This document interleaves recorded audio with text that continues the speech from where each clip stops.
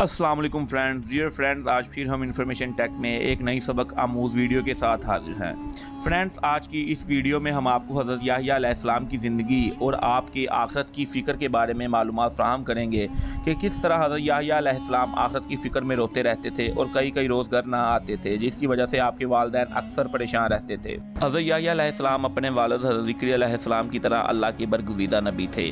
आप अलैहिस्सलाम का नाम अल्लाह पाक ने तजवीज़ फरमाया। सूरत मरियम में इरशाद बारी ताला है, तर्जुमा, ए ज़िक्रिया, हम तुम्हें ऐसे फ़र्जंद की बिशारत देते हैं जिसका नाम याह्या होगा। इससे पहले हमने इस नाम का कोई शख्स पैदा नहीं किया। गोया दुनिया में सबसे पहले आप ही का नाम याह्या रखा गया और आप अपनी सिफ़ात में भी सबसे मुनफरिद थे। हज़रत याह्या अपने वालिद ज़िक्रिया की दुआओं का समर थे, जिन्हें अल्लाह पाक ने बुढ़ापे में औलाद फरमाई।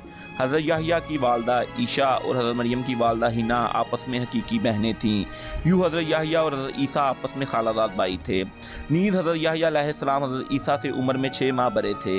हज़रत याह्या अलैहिस्सलाम कसरत से गिरियाज़ारी किया करते, यहाँ तक कि आंसुओं की वजह से रुखसारों पर निशान पड़ गए थे। इब्ने असाकर ने रवायत की है कि एक रोज़ वालिदैन इनकी तलाश में निकले तो देखा कि वो जंगल में एक कब्र खोदे इस पर खड़े ज़ारो कतार रो रहे हैं। वालिदैन ने फरमाया, बेटे, हम 3 दिन से तुम्हारी तलाश में हैं।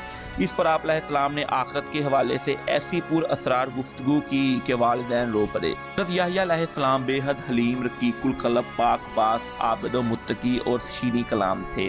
नहायत सादा ज़िंदगी बसर करते थे और ग़िज़ा उतने ही लेते जितनी ज़रूरत होती थी और लिबास उतना ही इस्तेमाल करते थे कि जिस्म छुपाने के लिए काफ़ी हो।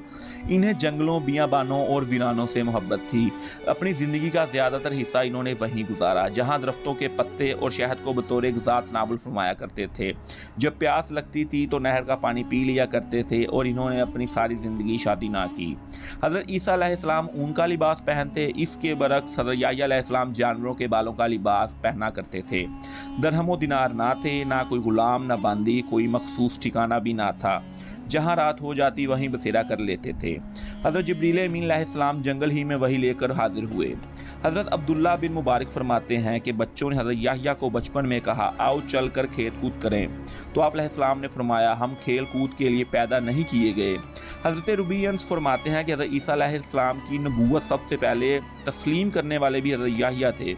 हज़रत इब्ने अब्बास से मरवी है कि रसूल अल्लाह ने फरमाया, औलाद आदम में कोई ऐसा नहीं जिससे गुनाह सरजद ना हुआ हो सिवाय हज़रत याह्या के। कुरान पाक में आप अलैहिस्सलाम का जिक्र उन 4 सूरतों में आया है जिनमें हज़रत ज़िक्रिया अलैहिस्सलाम का भी जिक्र है, यानी सूरह आले इमरान, सूरह अल इनाम, सूरह मरियम और सूरतुल अंबिया।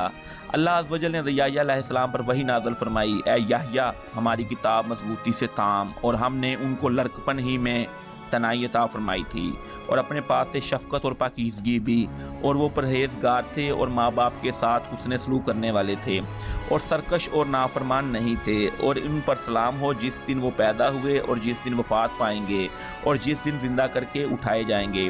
हज़रत याह्या अलैहिस्सलाम अभी कम उम्र ही थे कि परवरदिगार आलम ने फ़रिश्तों के ज़रिए तौरात हिफ़्ज़ करवा दी और उन्हें हुक्म दिया कि आसमानी किताब का जो इल्म तुम्हें अता किया गया है इस पर ख़ुद भी अमल करें और अपनी कौम को भी इसका दर्स दें।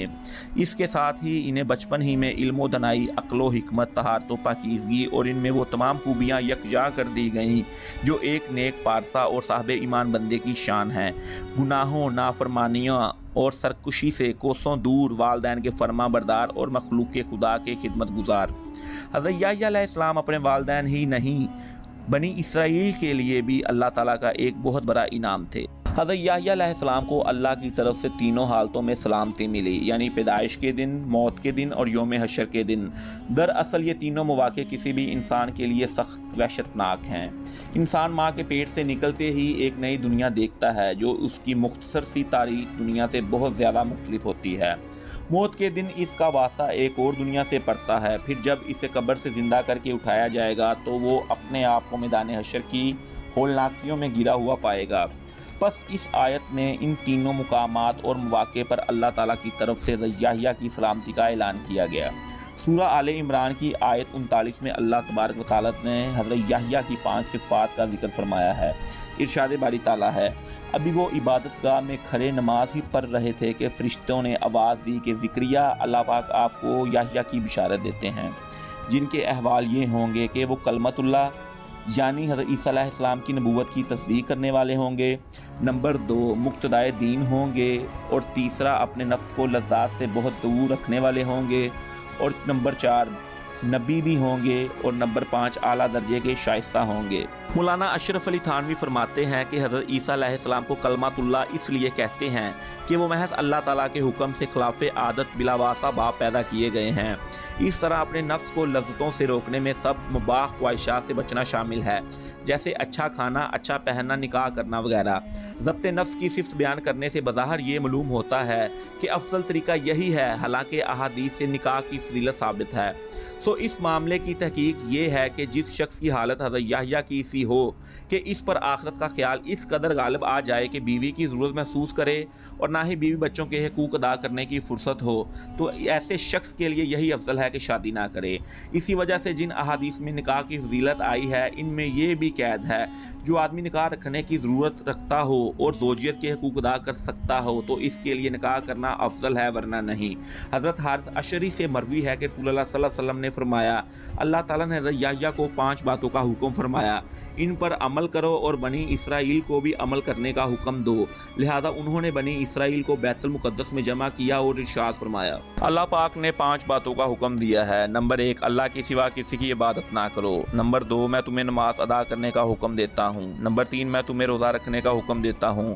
نمبر 4 میں تمہیں صدقے کا حکم دیتا ہوں۔ 5واں حکم یہ ہے کہ دن رات کثرت سے اللہ کا ذکر کیا کرو۔ حضرت یحییٰ علیہ السلام کی وفات کے بارے میں مفسرین نے مختلف واقعات تحریر کیے ہیں جو یہود و نصارہ کی کتب سے لیے گئے ہیں، تاہم مفسرین کی اکثریت نے جس واقعے کو بیان کیا ہے وہ لوکا کی انجیل سمیت یہود و نصارہ کی کتب میں درج ہے۔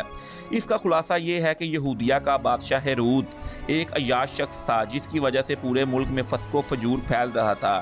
اس نے اپنے حقیقی بھائی فلپ کی بیوی ہیرودیاس کو بغیر نکاح کے اپنے گھر میں رکھا ہوا تھا۔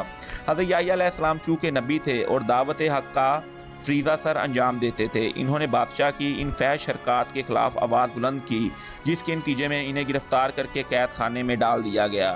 تاہم بادشاہ ان سے ڈرتا بھی تھا، وہ جانتا تھا کہ آپ اللہ کے نبی اور نیک اور پارسا ہیں، نیز عوام میں بڑی عزت ہے، لیکن بادشاہ کی داشتہ ہیرودیاس حضرت یحییٰ کی تعلیمات کو اپنے اور اپنی جیسی دوسری بدکار عورتوں کے لیے بہت بڑا خطرہ سمجھتی تھی، چنانچہ وہ آپ کی جان کے در پہ ہو گئی۔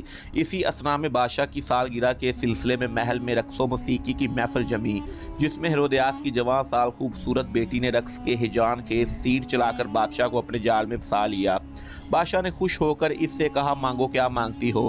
بیٹی نے اپنی ماں سے مشورہ کیا، وہ تو پہلے ہی اسی موقع کی طاق میں تھی، لہذا بیٹی سے کہا یحییٰ کا سر مانگ لے۔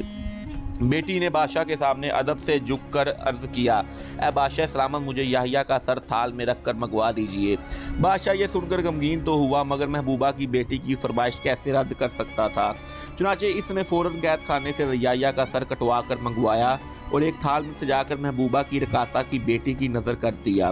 کہتے ہیں کہ دمشق کی جامع مسجد بنی امیہ کے حال میں آپ کا سر مبارک دفن ہے۔ اموی خلیفہ ولید بن عبد الملک نے یہ مسجد تعمیر کروائی تھی۔ مورخین نے لکھا ہے کہ دوران تعمیر یہاں ایک غار دریافت ہوا۔ اطلاع ملنے پر خلیفہ خود غار میں داخل ہوا تو دیکھا کہ ایک صندوق پر تحریر ہے، یہ حضرت یحییٰ بن زکریا کا سر ہے۔ ان کا چہرہ اور بال اپنی اصل حالت میں تھے، یوں لگتا تھا جیسے ابھی شہید ہوئے ہیں۔